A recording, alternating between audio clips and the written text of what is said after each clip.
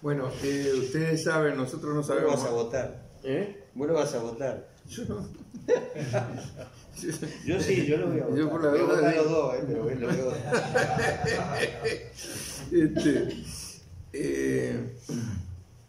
Aclaro por la duda. Estamos en veda, no, estamos en veda, ¿no? no, en la veda todavía no. Todavía no. Yo voy a votar en blanco. Lo digo ya.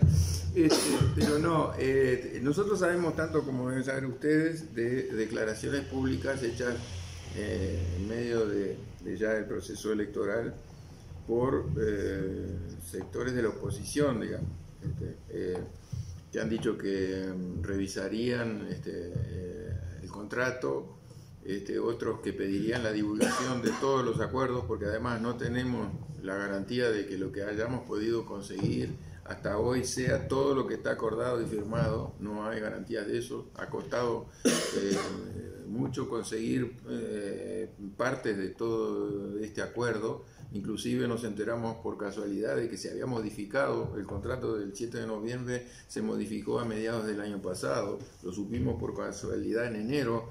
Hubo que pedir acceso. Dieron acceso solamente a la persona que lo solicitó. Y que naturalmente tiene poca capacidad de difusión y nunca se publicó en los sitios oficiales. Entonces, bueno, también hay pedidos de que se divulgue todo lo acordado, de que se revisaría, que se pediría una auditoría ambiental independiente para evaluar los impactos del proyecto y entonces decidir si es aceptable o no. Ese tipo de cosas se han dicho formalmente en medio de la campaña. No sabemos hasta dónde pueden ir. Hay que tener en cuenta que muchos y algunos de los contratos mayores, como es el caso del tren, ya están firmados no en el acuerdo, vamos a decir, de intención o de proyecto entre la empresa y el gobierno, sino está firmado con la empresa a la que se le asignó la construcción. Entonces es un compromiso comercial. Cualquier modificación de eso tiene consecuencias judiciales.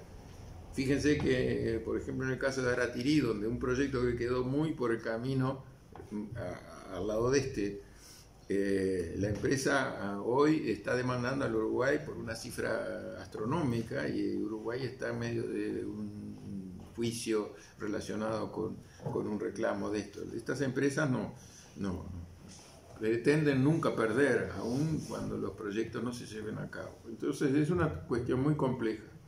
Para nosotros, para mí personalmente, me parece que esto no está todo decidido.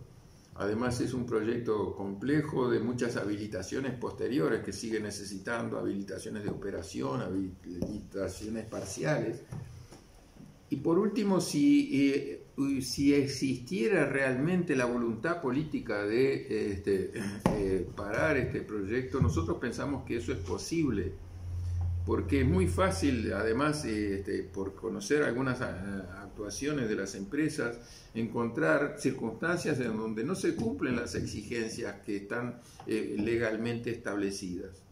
Y si no se cumplen, simplemente no se pueden dar habilitaciones nuevas para seguir un proceso sin cumplirlas. En muchos casos, además en la región, de proyectos así de gran envergadura, muy difícil que haya una decisión desde el centro, digamos, del gobierno, del poder, que diga, no señores, bueno, no queremos esto, váyanse. Eso es muy difícil políticamente. Pero un proyecto de esto puede caerse porque una normativa no está siendo cumplida, por una transgresión, por un incumplimiento, que es muy difícil que no ocurra en un proceso complejo de estas características. Si existe la voluntad política de frenarlo, esto se podría hacer. Nosotros de todas maneras, por una parte, apoyamos simplemente a que la voluntad política se pueda definir en la medida en que nosotros, los ciudadanos, tengamos la información y asumamos un papel en esto, es decir, un papel de exigir, de movilizarnos, y eso es lo que puede también definir la voluntad política de quien esté en el gobierno.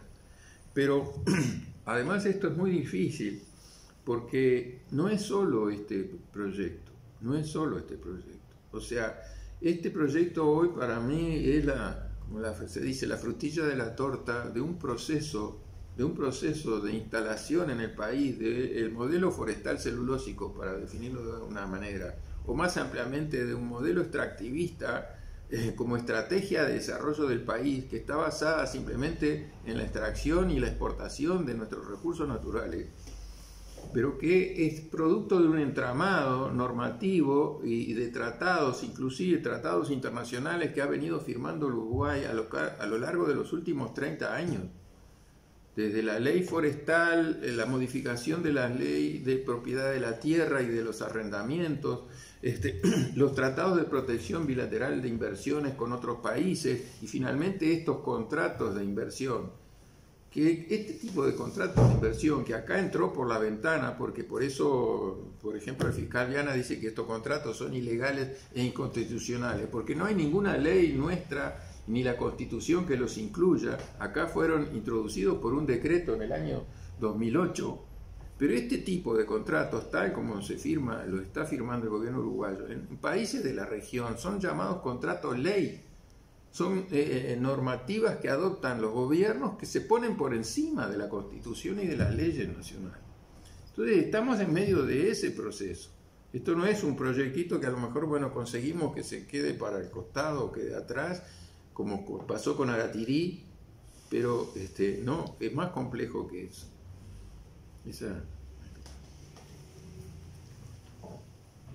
Sí, por